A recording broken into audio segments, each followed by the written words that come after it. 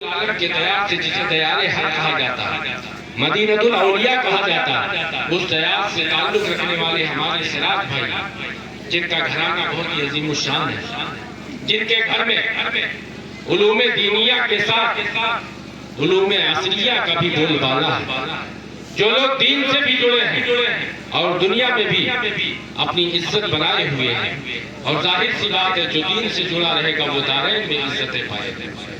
اس لیے اسلام آپ کو عصری تعلیم سے منع نہیں کرتا، بلکہ قرآن کہتا ہے کہ اپنے نبی کو اپنا آئیڈیل بنا لو، اپنے نبی کو اپنی زندگی کے لیے مثال راہ بنا لو، تم یہاں بھی کامیاب ہوگے وہاں بھی کامیاب رہو گے۔ نبی کی پاکیزہ سیرت کو اپنے لیے آئیڈیل بنا لو، کیونکہ اللہ کے نبی فرماتے ہیں اصحابی کالنجوم بأیہم اقتدیتم اہتدیتم، کہ میرے صحابہ ستاروں کے مانند ہیں، ان میں سے جس کسی کی اقتدا کرو گے ہدایت پا جاؤ گے۔ آپ دیکھیں یہ صحابہ کون ہے؟ حضرت ابو بکر ہے۔ جب انہوں نے نبی کے سفر معراج کا واقعہ سنا تھا، آپ نے کیا کہا تھا؟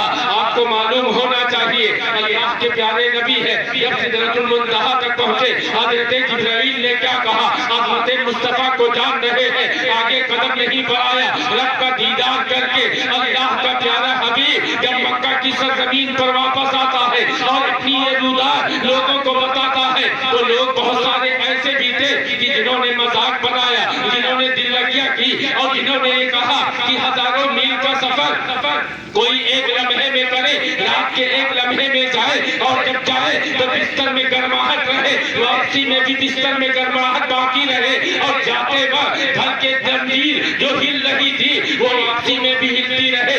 ایسا ممکن نہیں ہو سکتا ہے۔ ابو جہل بھی اس دور میں تھا جب اس نے یہ واقعہ سنا اور نبی نے اپنے سفر معراج کی روداد سنائی، تو اس دور میں بھی آپ دیکھیں دو طرح کی ذہنیت والے تھے۔ حضرت صدیق اکبر بھی ہے، ابو جہل بھی ہے۔ ابو جہل نے جب یہ سنا تو جا کے لوگوں سے کہنا شروع کر دیا کہ معاذ اللہ محمد کہتے ہیں ایک لمحے میں مسجد حرام سے مسجد اقصی گیا، مسجد اقصی سے رب کے حضور گیا اور واپس بھی آ گیا۔ جاتے وقت زنجیر ہل رہی تھی، واپسی میں بھی ہل رہی تھی۔ بتاؤ ایسا کیسے ممکن ہو سکتا ہے؟ اور یہی وہ شوق پھیلا رہا تھا۔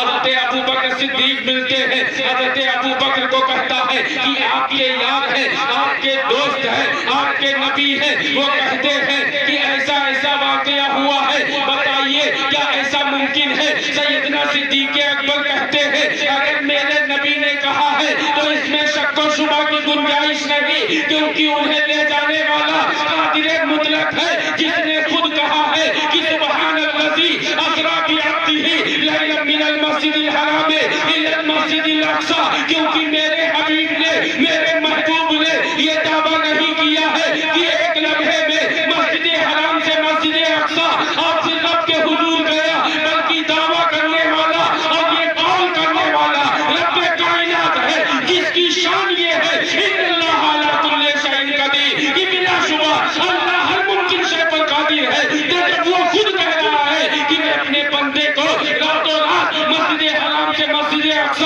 اور اس کے آگے کی رودار حبیب کائنات نے بتائی ہے، تو اس میں شک و شبہ کی کوئی گنجائش نہیں ہے۔ اس طریقے سے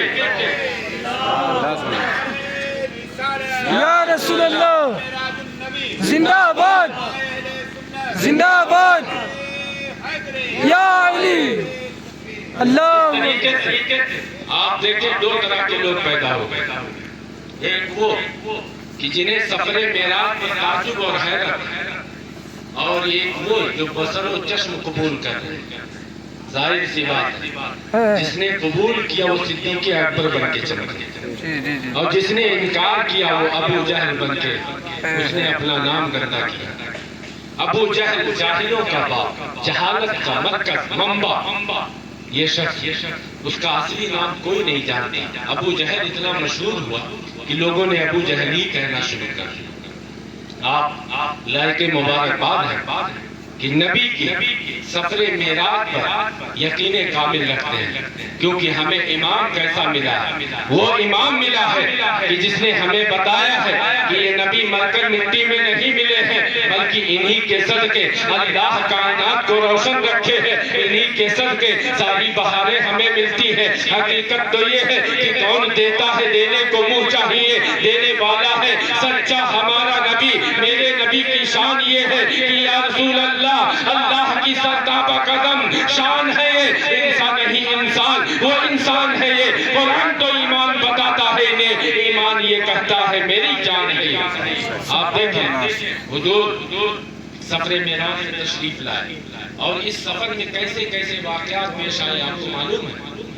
آپ کو بتا دو، اسی رات اللہ جل شانہ نے نماز جیسی اہم عبادت اپنے بندوں کو عطا کی۔ 50 وقت کی نمازیں ملی۔ جو لوگ وسیلے کے منکر ہیں انہیں عقل کے ناخن لینے چاہیے۔ کہ آپ دیکھیں چھٹے آسمان پر حضرت موسیٰ علیہ نبینا علیہ الصلوۃ والتسلیم، یہ واقعہ یاد رکھیں، حضرت موسیٰ نے بھی خواہش ظاہر کی تھی کہ اے مولا مجھے اپنا جلوہ دکھا دے۔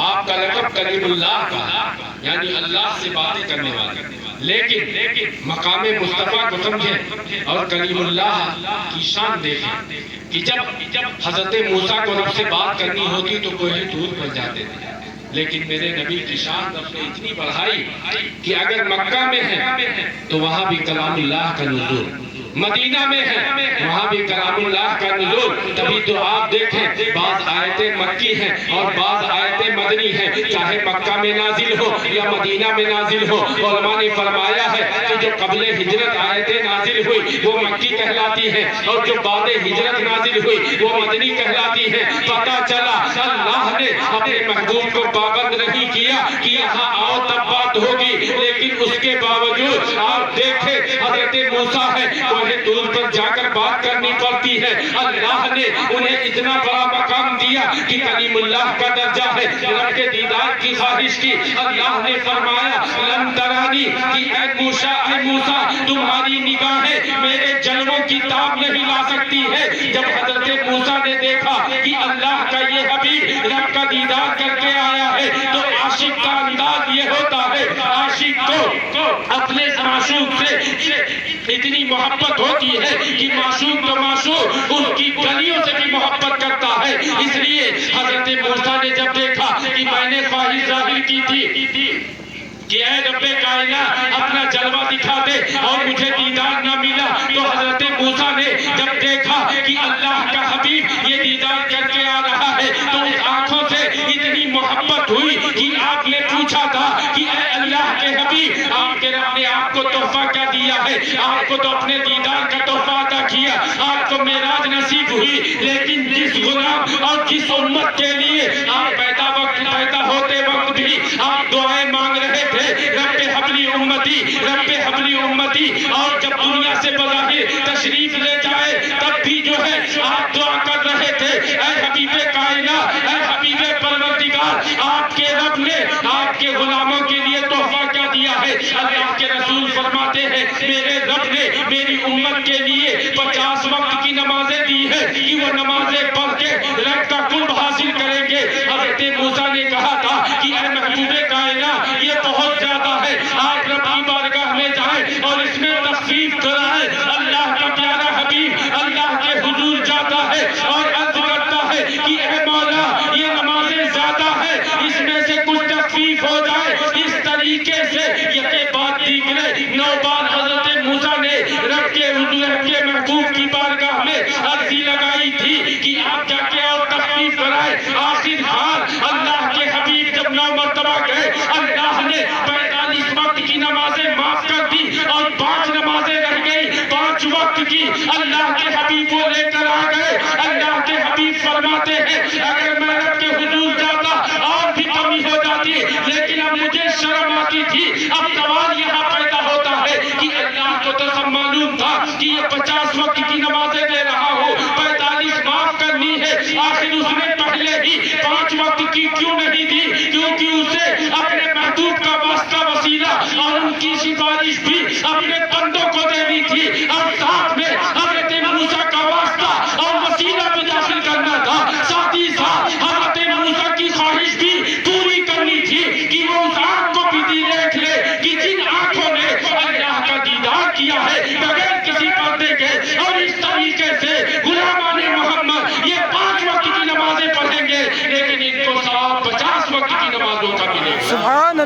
سبحان اللہ یہ ماشاء کرم ہے اللہ رسول پاک کا کہ ہم 5 وقت کی نمازیں پڑھیں لیکن ثواب میں تخفیف نہیں، رکعتیں معاف ہوئی، اوقات یہ معاف ہوئے لیکن ثواب میں کمی نہیں۔ وہ تو نہایت سستا سودا بیچ رہے ہیں جنت کا، ہم مفلس کیا مول چکائے ہاتھ ہی اپنا خالی۔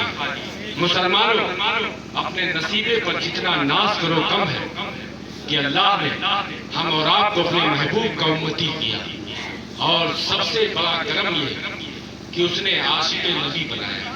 ورنہ بہت سے ایسے ہیں جو امت مصطفیٰ ہونے کے دعوے دار ہیں لیکن حقیقت میں وہ نبی کے غلام نہیں، نبی کے امتی نہیں۔ جی بالکل بالکل۔ امت اجابت کون ہے؟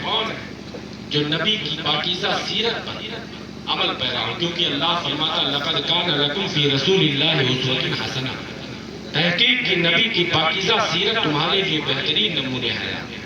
کون نبی؟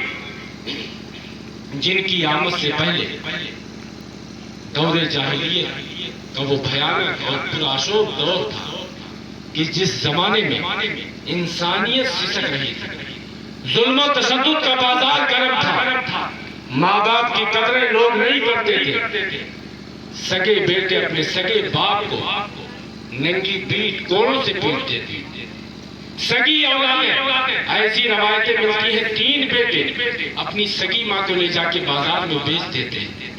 یہی باپ جو آج اپنی بیٹیوں سے اپنی جان سے زیادہ محبت کرتا ہے اسے زندہ درگور کر دیا کرتا تھا۔ بہنوں کی عصمت کا کوئی محافظ نہ تھا، بیویوں کو پیر کی چوٹی سمجھا جاتا تھا، لیکن اسلام خوبصورت مذہب ہے، نبی کی وہ مقدس ذات ہے کہ جن کی آمد پر اللہ نے انسانوں کو انسانیت کی اشرفیت و اکرمیت کا لبادہ پہنایا۔ ماں باپ کی قدر ہم نے جانی، ایک شخص اپنے باپ سے قدم آگے بڑھاتا، اللہ کے نبی کی نظر پڑتی، فرماتے ہیں اپنے قدم کو پیچھے کر لیجیے، یہ تیرا باپ ہے۔ مفہوم حدیث سے ثابت ہے کہ باپ جنت کا دروازہ ہے۔ ایک شخص جو اپنی ماں کی ناقدری کرتا ہے، اللہ کے نبی فرماتے ہیں کہ اپنی ماں کی رضا اور خوشنودی حاصل کرو کیونکہ وہ تمہارے لیے جنت ہے، تم اس کے قدموں میں تمہاری جنت ہے۔ اور بیٹی کو کیسی عزت بخشی یہ آپ کو معلوم ہونا چاہیے۔ یہ حسنین کریمین کی والدہ ہے، مولائے کائنات شیر خدا کی زوجہ ہے، جگر گوشے رسول ہے، جنتی عورتوں کی سردار ہے۔ آپ کی جب آمد ہوتی ہے، نبی کے گھرانے میں جب یہ پھول مہکتا ہے، جن کی شان میں فلبازل بریلوی کہتے ہیں سیدہ ظاہرہ طیبہ طاہرہ جان احمد کی راحت پہ لاکھوں سلام، جن کا آنچل نہ دیکھا مہو مہکے اس ندائے نزاہت پہ لاکھوں سلام۔ یہ سیدہ فاطمۃ الزہرا ہے، اس دور میں پیدا ہوتی ہے کہ جب بیٹیوں کو زندہ درگور کیا جاتا تھا، بیٹیوں کو پالنے میں لوگ شرم محسوس کرتے ہیں۔ ان حفاظ سے پوچھو، ان قرآن سے پوچھو، یہ آپ کو قرآن کی آیت سنائیں گے۔ قرآن کہتا ہے وَإِذَا بُشِّرَ أَحَدُهُمْ بِالْأُنثىٰ ظَلَّ وَجْهُهُ مُسْوَدًّا، کہ کل دور جاہلیت میں کسی کے گھر بیٹی پیدا ہو جائے تو اپنے چہروں کو شرم سے چھپاتے پھرتے تھے، لیکن نبی کا کرم دیکھو کہ اسی دور جہالت میں جب آپ کے گھر آپ کی شہزادی آتی ہے تو آپ فرماتے ہیں کہ فاطمہ میرے جگر کا ٹکڑا ہے۔ یہ سیدہ فاطمہ الزہرا جب آپ کے پاس آتی ہے، اللہ کے پیارے نبی اٹھ کے کھڑے ہو جاتے ہیں، مسکرا کے اپنی شہزادی کو دیکھتے ہیں۔ یہی سیدہ فاطمہ الزہرا رضی اللہ تعالیٰ عنہا جو بیٹی کی صورت میں وہ مقام پاتی ہیں کہ اللہ کے پیارے رسول اپنی جان سے زیادہ انہیں عزیز رکھتے ہیں۔ ماؤں کی عظمت اور تقدس کو ہمارے سینوں میں کیسے محفوظ فرمایا اللہ کے پیارے رسول نے۔ آج یہ سفر میلاد کے حوالے سے محفل آپ نے رکھی۔ حقیقت تو یہ ہے کہ یا رسول اللہ آپ کا ذکر ہم تعمل کرتے رہے تب بھی آپ کے ایک احسان کا بدلہ نہیں چلا سکتے۔ تبھی تو اعلیٰ حضرت کہتے کروں تیرے نام پہ جاں فدا، نہ بس ایک جاں دو جہاں فدا، دو جہاں سے بھی نہیں جی بھرا، کروں کیا کروں جہاں نہیں۔ یہ رسول اللہ صلی اللہ علیہ وسلم کی پیاری سیرت ہے۔ آپ صحابہ کے درمیان موجود ہیں، دور سے ایک خاتون آتی بھی نظر آتی، غور سے سنو، اپنی ماں اور اپنی بہنوں اور اپنے گھر کی خواتین کی عزت کی، انہیں اسلامی تعلیمات سے مزین کرو۔ اللہ کے رسول فرماتے ہیں کہ جس نے اپنی 2 بیٹیوں کی پرورش کی اور ان کی اچھی تربیت کی، اچھے گھر میں رخصت کیا، کل بروز قیامت وہ میرے ساتھ ایسے ہوگا جیسے 2 انگلیاں ہوا کرتی ہیں۔ آپ ذرا سوچو کہ کل کا یہ ماحول تھا کہ بیٹیوں کی پرورش اور ان کے پالنے پر لوگ شرماتے تھے، ایک دوسرے سے چہرہ چھپاتے تھے، انہیں ذلیل و خوار کرتے تھے یا زندہ دفن کر دیتے تھے، لیکن رسول کی آمد کی برکت ہے کہ آپ بیٹیوں کو اپنے جگر کا ٹکڑا سمجھتے ہیں اور فخر سے پالتے ہیں، تو صدقہ ہے رسول پاک کا، اللہ کے پیارے رسول ہے، صحابہ کی جھلمٹ میں بیٹھے ہیں، ایسا نظارہ ہے کہ گویا کہ 4 ستاروں کے درمیان ہو، اللہ کے پیارے رسول اٹھ کے کھڑے ہو جاتے ہیں، تمام صحابہ کھڑے ہو جاتے ہیں، دور سے ایک مقدس خاتون نظر آتی ہے، صحابہ دیکھتے ہیں اللہ کے پیارے رسول اس آنے والی خاتون کے عزت میں، ان کے احترام میں کھڑے ہیں، تو اور نبی کھڑے ہیں، وہ نبی کھڑے ہیں کہ جن کی شان یہ ہے کہ یا رسول اللہ لا يمكن الثناء كما كان حقه، بعد اس خدا بزرگ تو ایک قصہ مختصر کہ یا رسول اللہ آپ جیسا عظیم الشان اللہ نے کسی کو بنایا نہیں ہے۔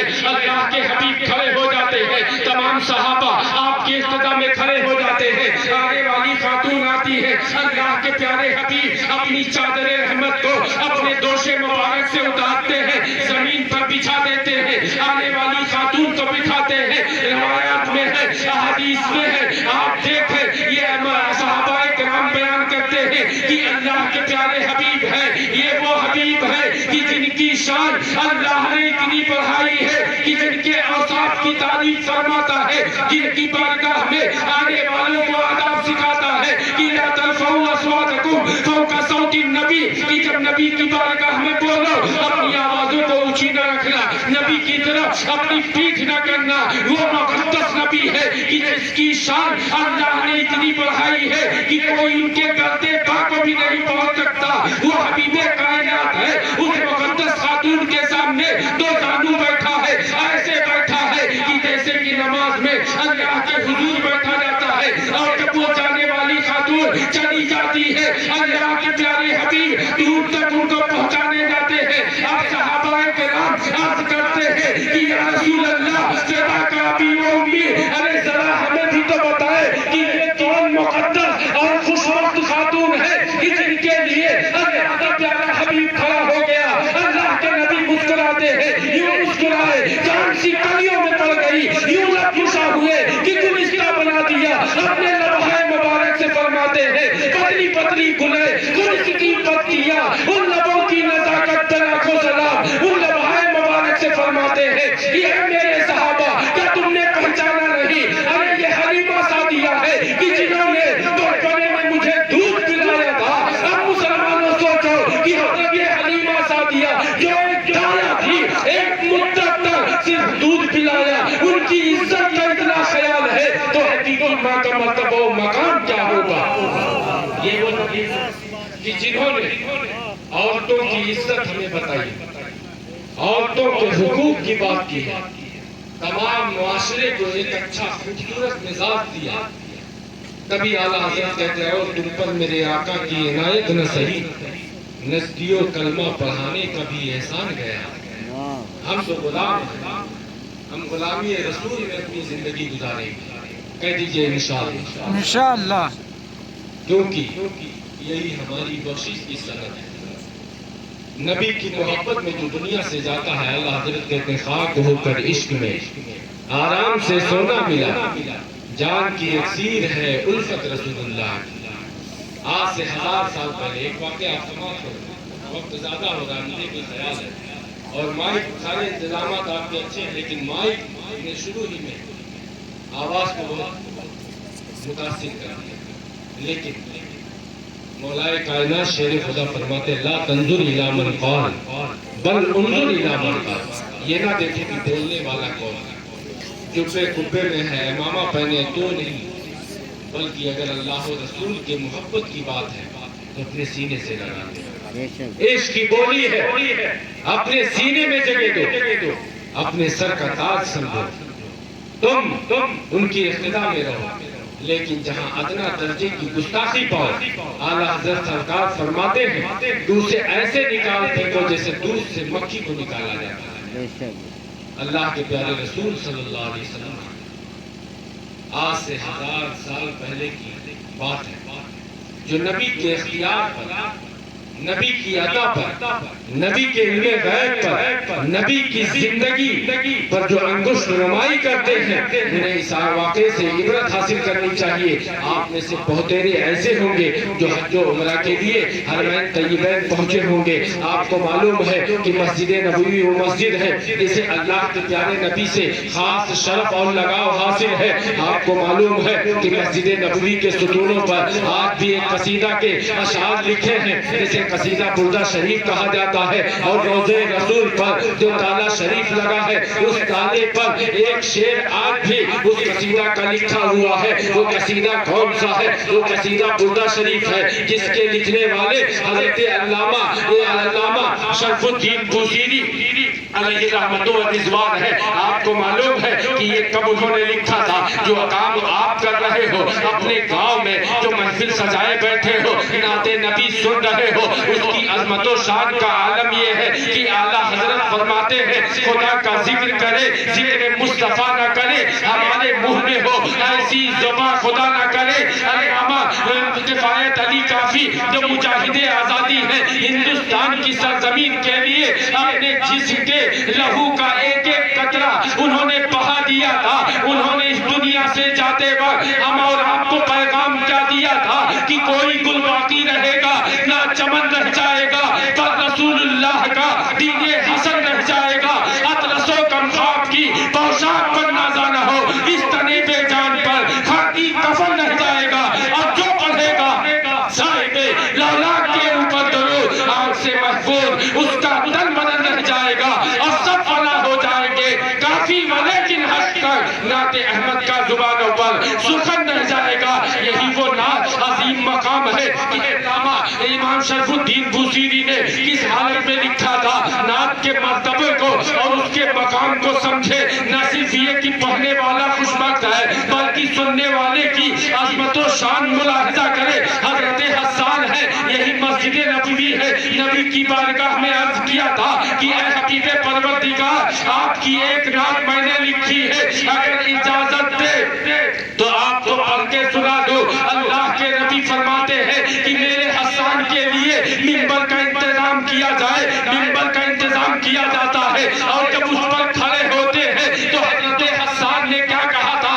آپ کو معلوم ہونا چاہیے کہ یا رسول اللہ وَأَحْسَنَ مِنْكَ لَمْ تَرَ قَطُّ عَيْنِي وَأَجْمَلَ مِنْكَ لَمْ تَلِدِ النِّسَاءُ خُلِقْتَ مُبَرَّأً مِنْ كُلِّ عَيْبٍ كَأَنَّكَ قَدْ خُلِقْتَ كَمَا تَشَاءُ، جس کو آسان لفظوں میں انداز میں بریلی کے امام کہتے ہیں کہ یا رسول اللہ لم یاتی نظیرک فی نظری مثل نشد پیدا جانا، جگراج کا تاج کرے سب تو ہے تجھ کو شہ دوسرا جانا۔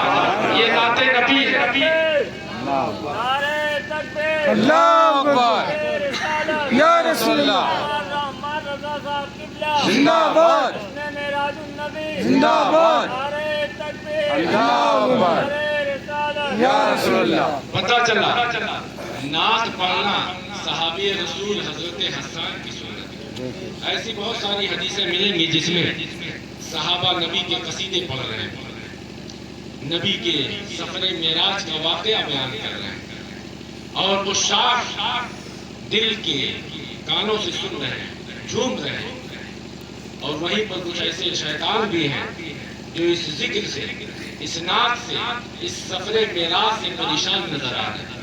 اللہ کا کرم ہے کہ ہم پریشان ہونے والوں میں نہیں بلکہ خوشیاں منانے والوں میں۔ جی بے شک، اللہ کے نبی ہے، صحابی رسول نعت پڑھ رہے، اور سن کون رہا ہے؟ صحابہ سن رہے، ساتھ میں نبیوں کا سردار، تاجدار انبیاء، خاتم النبیین سن رہا ہے۔ سبحان اللہ۔ تو پتہ چلا نبی کی نعت پڑھنا صحابہ کی سنت، نبی کے عاشقوں کی سنت، اور نبی کی نعت سننا خود نبی رحمت صلی اللہ علیہ وسلم کی سنت۔ حضرت علامہ امام شرف الدین بوصیری جن کے جسم پر ایک ایسا مرض آ جاتا ہے، دنیا کے بہت حکیموں کو دکھایا، سب نے کہا کہ اس مرض کا کوئی علاج نہیں، آپ تعامل نہیں چل سکتے. علامہ امام شریف الدین بوصیری کا عقیدہ کیسا ہے وہ جانتے تھے، جس کی ترجمانی میرے مرشد اجازت کرتے ہیں کہ جہاں بانی عطا کر دے، بھری جنت ہبا کر دے، نبی مختار کل ہے، جس کو جو چاہے عطا کر دے، اور جہاں میں ان کی چلتی ہے وہ دم میں کیا سے کیا کر دے، زمین کو آسما کر دے، سریا کو سرا کر دے. علامہ امام شریف الدین بوصیری جانتے ہیں کہ جہاں دنیا کے حکیموں کی حکمت جواب دے جائے، ان کی طاقت ختم ہو جائے، وہاں سے لامکہ کے مکین نبی کونین صلی اللہ علیہ وسلم کی طاقت شروع ہوتی ہے. آپ نے ان کی نعت لکھنی شروع کی، اور جب 100 سے زائد اشعار ہوئے، نصیبہ بیدار ہوتا ہے. ہر عاشق نبی کی خواہش ہوتی ہے کہ یا رسول اللہ، سنا ہے آپ ہر عاشق کے گھر تشریف لاتے ہیں، میرے گھر میں بھی ہو جائے چراغا یا رسول اللہ. نصیبہ بیدار ہوتا ہے. اللہ کے نبی ان کے خواب میں تشریف لاتے ہیں اور فرماتے ہیں کہ اے شریف الدین بوصیری، جو نعت تم نے میرے لیے لکھی ہے کیا مجھے پڑھ کے نہیں سناؤ گے؟ اللہ کے نبی ہے، حضرت شریف الدین بوصیری ہے، دست بستہ کھڑے ہیں، درود و سلام کا نذرانے محبت پیش کرتے ہیں اور اپنی لکھی ہوئی نعت سنانا شروع کر دیتے ہیں. اللہ کے نبی سنتے ہیں، مسکراتے ہیں، اور اتنا ہی نہیں انعام سے بھی نوازتے ہیں. انعام کیا دیا ہے؟ اپنی چادر رحمت عطا کر دی، ان کے جسم پر اپنا ہاتھ پھیرا. اب آپ سوچو کہ نبی کے خواب کی حقیقت یہ ہے کہ نبی خواب میں کسی کو چادر عطا کر دے تو جگنے کے بعد علامہ شریف الدین بوصیری دیکھتے ہیں کہ جو خواب میں ہوا تھا حقیقت میں موجود ہے، اور جسم پہ جو ہاتھ پھیرا تھا، جسے دنیا کے حکیموں نے لا علاج قرار دے دیا تھا، اب وہ جسم چلنے پھرنے کے قابل ہے. تبھی تو بریلی کے امام پکار اٹھے کہ اے بدبختو، تم نبی کو بے اختیار کہتے ہو. میں کہتا ہوں حاکم حکیم داد و دوا دے، یہ کچھ نہ دے. ارے مردود، یہ مراد کس آیت خبر کی ہے؟ کون دیتا ہے دینے کو؟ منہ چاہیے، دینے والا ہے سچا ہمارا. سبحان اللہ، سبحان اللہ، سبحان اللہ. معراج کے خواب کے تعلق سے تم گفتگو کرتے ہو، جب حقیقی خواب کا یہ عالم ہے کہ کوئی خواب اس کی برابری نہیں کر سکتا، تو سفر معراج کے تعلق سے جیمے گوئیاں کر کے اپنی عاقبت کیوں خراب کرتے ہو؟ جس کو اللہ سبحان الذی اسریٰ کے ذریعہ بیان ہے. اللہ کے پیارے نبی ہیں، اپنا دستے اقدس پھیرا. حضرت علامہ امام شریف الدین بوصیری جب بیدار ہوتے ہیں تو کیا دیکھتے ہیں کہ جس جسم کو دنیا کے حکیموں نے لا علاج بتا دیا تھا، اب وہ جسم چلنے پھرنے کے بھی قابل ہے، بلکہ پہلے سے بھی کہیں زیادہ طاقت آ گئی. نماز فجر کا وقت ہوتا ہے، نماز فجر ادا کرنے کے لیے جاتے ہیں. ابھی واپس ہو رہے تھے، کسی نے پیچھے سے آواز دی. اللہ والوں کی، نبی کے عاشقوں کی کیا شان ہوتی ہے، مسلمانوں ملاحظہ کریں. علامہ امام شریف الدین بوصیری کو آواز دیتے ہیں کہ اے شریف الدین بوصیری ذرا رکو. قریب آتے ہیں، کہتے ہیں جو قصیدہ تم نے خواب میں نبی کو سنایا کیا مجھے نہیں سناؤ گے؟ کہتے ہیں سبحان اللہ. علامہ امام شریف الدین بوصیری حیران ہے کہ ابھی میں نے کسی سے یہ واقعہ بیان نہیں کیا، آخر انہیں کیسے پتا چل گیا؟ آخر علامہ امام شریف الدین بوصیری سناتے ہیں، پھر پوچھتے ہیں کہ آپ کو کیسے معلوم ہوا؟ تو پوچھنے والے کہتے ہیں شریف الدین بوصیری، جب تم اپنی لکھی ہوئی نعت حضور کے حضور پڑھ رہے تھے، نبی سن کے مسکرا رہے تھے، میں بھی ان کے پیچھے کھڑے ہو کر ان کو درود و سلام کا نذرانے محبت پیش کر رہا تھا. جب ان کے گدا بھر دیتے ہیں شاہان زمانہ کی جھولی، جب محتاج کا یہ عالم ہے، مختار کا عالم کیا ہوگا؟ تبھی تو علامہ امام شریف الدین بوصیری کے زمانے میں بھی بعضوں نے اعتراض کیا تھا کہ یہ نبی کے غلام ہے، دن رات نبی کے قصیدے پڑھتے ہیں، ان کی تعریفیں کرتے ہیں، ان کے نام کی محفلیں کرتے ہیں، یہ شرک و بدعت ہے. اور جب اس طریقے کے فتوے ان لوگوں نے دیے تھے تو عاشقوں نے وقت کے بڑے امام، بڑے شاعر، بارگاہ رسول کے مقبول شاعر علامہ امام شریف الدین سے پوچھا تھا کہ اے شریف الدین بوصیری، آپ بتائیں آپ تو رسول پاک کی بارگاہ کے مقبول شاعر ہیں کہ ہم نبی کی کتنی تعریف کریں کتنی تعریف نہ کریں. تو انہوں نے وہ تاریخی شعر کہا ہے کہ دامدہ تو نصارا فی نبی کی ہم وحکم بماشی دمدہن فی ہے وعدکمی، کہ اے لوگوں تم نبی کی تعریف کرنے کی بات کرتے ہو. ارے میں تو یہ کہتا ہوں کہ اپنے نبی نبی کی تعلیم میں جو کچھ چاہو جتنا چاہو لکھ ڈالو. ہاں بس اس بات کا خیال رکھنا کہ نصارہ کی طرح، یہودیوں کی طرح، عیسائیوں کی طرح نہ تم اپنے نبی کو خدا ماننا اور نہ خدا کا بیٹا ماننا. اس کے علاوہ جتنی تعلیم چاہے نہ کرنا. تبھی تو بریلی کی زبان چل پڑی. اعلیٰ حضرت کہتے ہیں کہ یا رسول اللہ، سرور کہوں کی مالکو، مولا کہوں تجھے، باغ خلیل کا گلے زیبا کہوں تجھے، تیرے تو مسمع میں تنہی سے ہے بری، ہے نہ ہوں میرے شاہ، میں کیا کیا کہوں تجھے. علامہ امام شرف الدین بوسیری کے اسی فتوے کی تائید کرتے ہوئے کہ نہ تو ہم اپنے نبی کو خدا مانتے ہیں نہ خدا کا بیٹا مانتے ہیں، لکھ جاتے ہیں کہ لیکن نظام ختم سبحان اس پہ کر دیا، خالق کا بندہ خلق کا آقا کہوں تجھے. حقیقت کا اللہ اکبر یا رسول اللہ زندہ آباد، مسلک اعلیٰ حضرت زندہ آباد، علامہ عمار رضا صدیقی زندہ آباد. نعرہ تکبیر، اللہ اکبر نعرہ رسالت. ہم اپنے نصیبے پر جتنا ناز کریں کم ہے. اللہ جل شانہ نے اپنے محبوب کا غلام کیا، ان کی امت سے بنایا.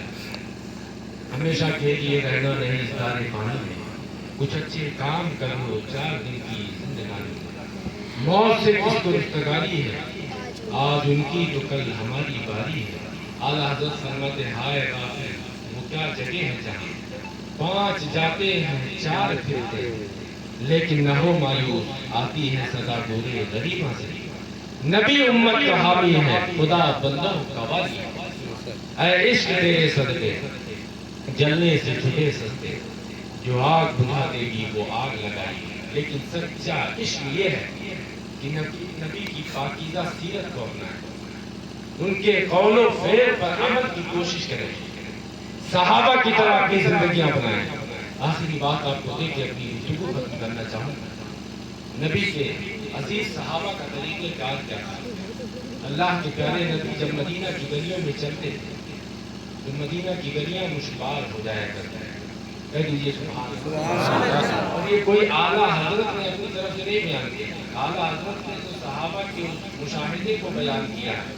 جو صحابہ کہتے ہیں کہ نبی کے جسم سے جو پسینہ نکلتا تھا اس میں ایسی خوشبو ہوتی تھی کہ مشک و عنبر میں بھی وہ خوشبو نہیں ملتی. آپ کو معلوم ہے اللہ کے نبی صلی اللہ علیہ وسلم ایک صحابیہ کے گھر آرام فرما ہے. وہ آپ کا پسینہ مبارک کی شیشی میں جمع کرنے لگتے ہیں. اللہ کے نبی کی آنکھ کھلتی ہے، فرماتے ہیں کہ اے صحابیہ یہ کیا کر رہے ہیں؟ عرض کرتی ہیں یا رسول اللہ یہ آپ کا پسینہ مبارک ہے، میں خوشبو میں ڈال رہے ہیں. اب کسی کا ذہن یہ جا سکتا تھا کہ خوشبو میں ڈال رہے ہیں تاکہ پسینہ بھی خوشبودار ہو جائے. نہیں، وہ خود آگے بیان کرتی ہیں یا رسول اللہ اس خوشبو میں اس لیے ڈال رہی ہوں تاکہ یہ خوشبو ہمارا مزید خوشبودار ہو جائے.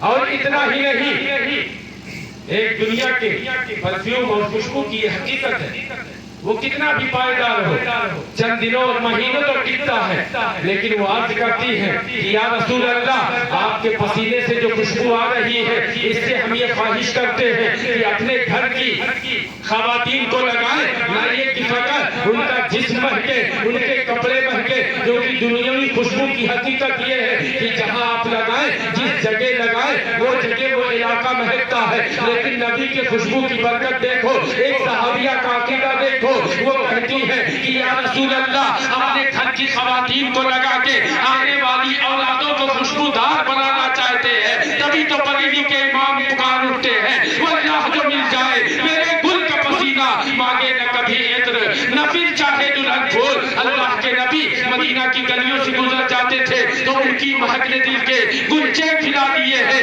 جس راہ چل گئے ہیں گلچے بسا دیے ہیں. اللہ کے نبی مدینہ کی گلی سے گزر رہے ہیں. آپ کیا دیکھتے ہیں کہ ایک مکان بہت ہی عالی شان بنا ہوا ہے لیکن گنبد کی شکل میں، گول شکل میں بنا ہے. اللہ کے نبی کو رہائشی مکان ایسے پسند نہ تھے. اللہ کے نبی کی نگاہ اٹھی، آپ آگے بڑھ جاتے ہیں. اب ذرا غور کرنا مسلمانوں، اللہ کے نبی نے کچھ فرمایا نہیں ہے، بس نگاہ اٹھی ہے، آگے بڑھ گئے ہیں. اب 2-3 دن کے بعد اللہ کے نبی کا گزر جب دوبارہ ادھر سے ہوتا ہے تو اللہ کے نبی کیا دیکھتے ہیں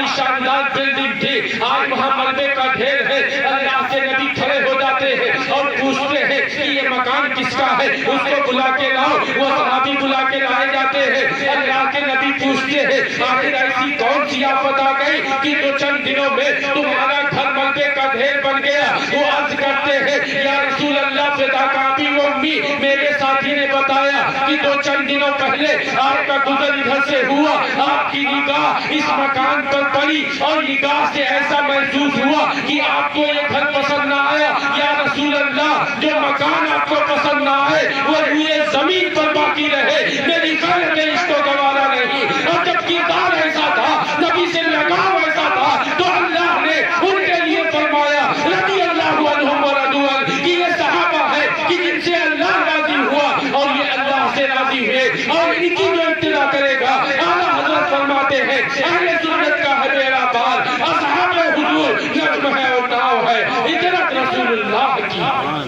یہ نبی کے صحابہ ہیں جن کے زندگی کی پاکیزہ خوشبو لے کے صحابہ جب چلے تو اللہ نے انہیں رضی اللہ عنہم ورضوا عنہ جیسا پیارا لقب عطا کر دیا، اور وہ ہمارے لیے مرتضیٰ کی حیثیت سے بن گئے، نجم کی حیثیت پا گئے۔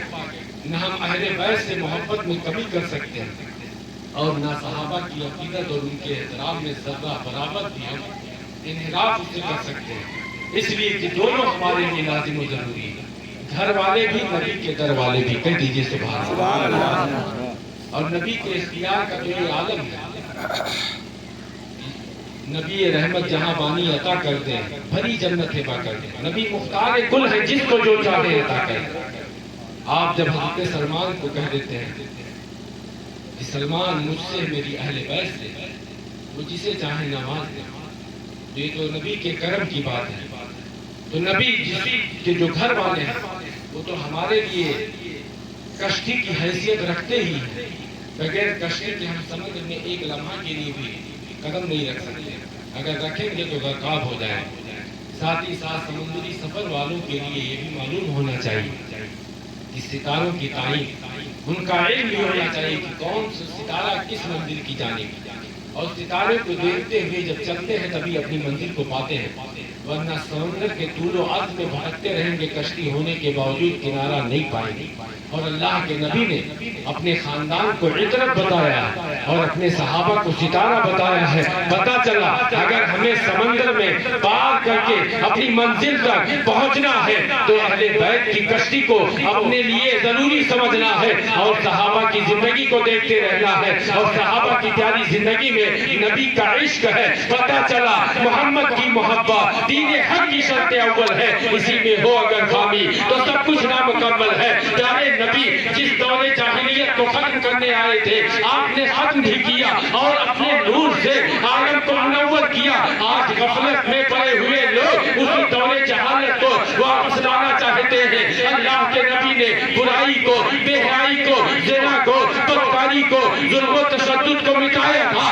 آج اس دور کو لا کے ہم برائیوں میں پڑ کے، زناکاریوں میں ملوث ہو کے، جھوٹ چگلی کر کے، رشوت خوری کر کے ہم اگر عشق کا دعویٰ کرتے ہیں تو یہ عشق فقط جو ہے صرف دعویٰ ہے، حقیقت سے اس کا کوئی تعلق نہیں۔ اور جب ہم اپنے عشق میں سچے ہوں گے تبھی کل بروز قیامت نبی کی شفاعت ہمیں ملے گی اور نبی کے ہاتھوں ہمیں جام کوثر ملے گا۔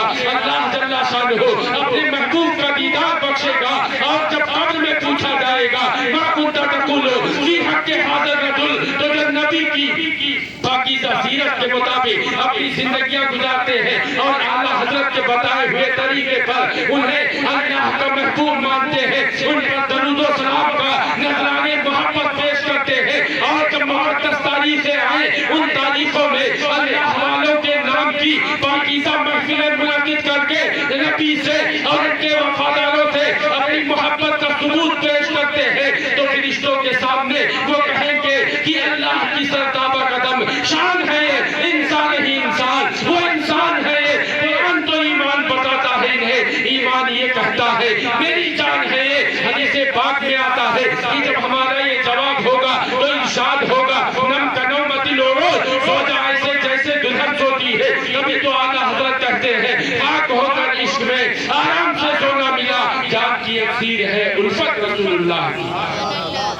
یہ مبارکباد کہ محبت رسول میں آپ نے یہ محفل سجائی. میں دعا کرتا ہوں اللہ تعالیٰ اس پاکیزہ بزم کو اور ہم سب کی اس محبت کو مزید تقویت اور ثبات بخشے اور اسی پر تعاون ہمیں قائم رکھے, اپنے محبوب کی محبت میں جلائے, اپنے محبوب کی محبت میں اٹھائے. اللہ تعالیٰ ہمیں مسلک اعلیٰ حضرت کے بینر تلے تعاون زندگی گزارنے کی توفیق عطا فرمائے. اور مسلک اعلیٰ حضرت, آخری بات آپ کی ہے, یہ کوئی نیا مسلک نہیں ہے. اعلیٰ حضرت کا فکر جو ہر محفلوں میں ہوتا ہے یہ عشق نبی کا ہی صدقہ ہے, کیونکہ انہوں نے اپنی زندگی کو حضور کے نام وقف کر. آپ کو معلوم نہیں, نواب نانپارہ کے لیے کہا گیا تھا کہ بہت بڑا نواب, بہت دولت مند ہے. ایک چھوٹا موٹا شاعر جب اس کی قصیدہ گوئی کرتا ہے, اس کے شان میں شان کہتا ہے, تو اتنا دیتا ہے کہ بیٹھ کے سالوں سال کھاتا ہے. آپ تو بہت بڑے شاعر ہیں. آپ کی شاعری کا یہ عالم ہے کہ دنیا کا کوئی بھی ادیب, کوئی بھی شاعر, کوئی بھی ادب والا ایک حرف کی غلطی نہیں نکال سکتا. اور آپ کلام کہیں گے تو کلام الامام, امام الکلام کہا جائے گا. ایک کلام آپ نواب نانپارہ کی شان میں کہتے, اعلیٰ حضرت جو کہتے ہیں انہیں جانا انہیں مانا نہ رکھا غیر سے کام. للہ الحمد میں دنیا سے مسلمان گیا, ڈانٹتے ہوئے فرماتے ہیں کرو مدح اہل دول رضا. دول کے معنی ہوتے ہیں دولت والے, اہل دول. اعلیٰ حضرت تعجب اور حیرت سے انکار کے ساتھ کہتے ہیں کرو مدح اہل دول رضا, بھلے اس بلا میں میری بلا, میں بتا ہوں اپنے کریم کا میرا دین پارے نہ رہے. کیونکہ نبی کی محبت کے لیے انہوں نے جب اپنی زندگی وقف کی اور نبی کی پاکیزہ سیرت ہمیں آپ کو بتائی, صحابہ کا سیرت, صحابہ کی سیرت اور ان کا کردار ہمیں بتایا, نبی کی محبت کا جام پلایا, تو کوئی ماریرا سے یہ دعا دیتا نظر آتا ہے. ایک آدھے رسول ہے لیکن کہتے ہیں یا الہی مسلک احمد رضا خان زندہ باد, حفظ ناموس رسالت کا جو ذمہ دار ہے یہ مسلک اعلیٰ حضرت کا ہے. یہ مسلک وہی مسلک ہے جو صحابہ کا مسلک ہے, حضور حسنین کریمین کا مسلک ہے, جو سیدنا پیرے پیرا میرے میرا کا مسلک ہے, عطائے رسول ہندر ولی کا مسلک ہے, شاہ سملہ کا مسلک ہے, مخدوم رودولی تاجدار رودولی کا مسلک ہے, شاہ دیوا کا مسلک ہے, جو شاہان ماریرا کا مقدس شاہان ماریرا کا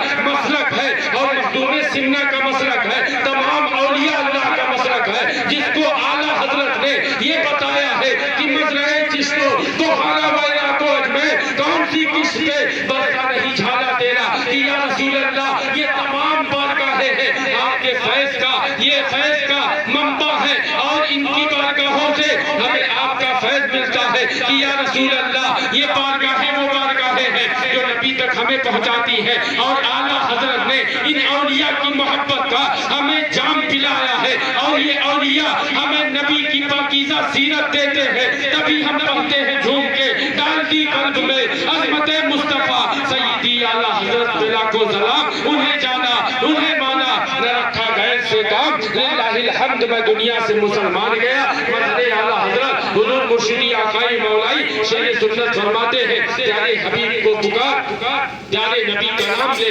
دامن مصطفیٰ میاں بارے رسول تھام لے. استغفر اللہ ربی کل ذنب واتوب الیہ, وآخر دعوانا ان الحمدللہ رب العالمین. السلام علیکم ورحمۃ اللہ تعالی وبرکاتہ.